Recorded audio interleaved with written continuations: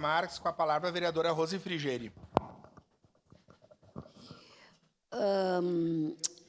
Eu lembro bem desse debate, quando a gente aprovou essa lei, nós ficamos muito tempo debatendo aqui, né, vereador Juliano e os vereadores que estavam aqui naquela legislatura, a gente alertou para quase tudo isso que está acontecendo, inclusive eu, como em outra época fui coordenadora de regularização fundiária, eu lembro de ter feito uma fala que eu vou reproduzir aqui, porque eu sempre fico preocupada de tirar comunidades inteiras de uma região e levar para outra, tirando o vínculo daquela comunidade, daquelas pessoas com aquela comunidade. Eu lembro que foi comentado que não existiria espaço lá, enfim, foi feito todo o convencimento à época dos valores da área, vieram secretários aqui, enfim, não foi uma coisa simplesmente votada por ser votada, foi votada com muito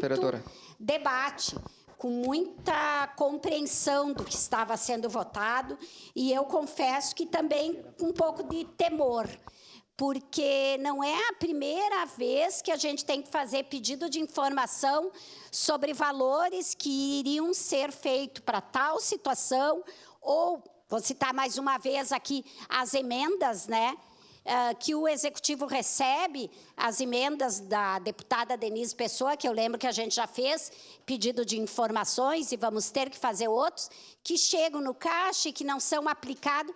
Nós fizemos, na primeira audiência que eu entrei nessa Câmara como vereadora em 2021, uma extraordinária, um pedido para que a Prefeitura, por exemplo, prestasse contas todo ano daquela isenção do ISS-QN da Visat,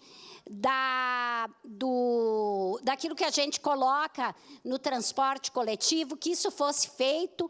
Sempre foi nos ditos que as contas são públicas, que não são necessárias, então nós temos que estar sempre fazendo este debate, se aquilo foi investido naquilo, se aquilo está guardado, como no caso aqui, né?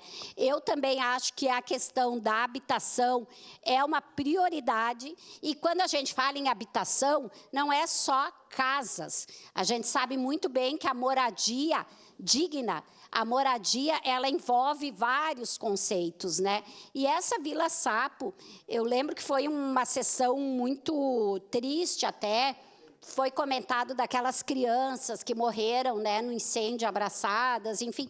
E para nós agora é mais 30 dias para receber esse retorno. Mas para aquelas pessoas que estão lá, não precisa muito. Nós tivemos, não sei se sorte ou quê, mas que eu saiba, setembro ainda vai ser chuvoso.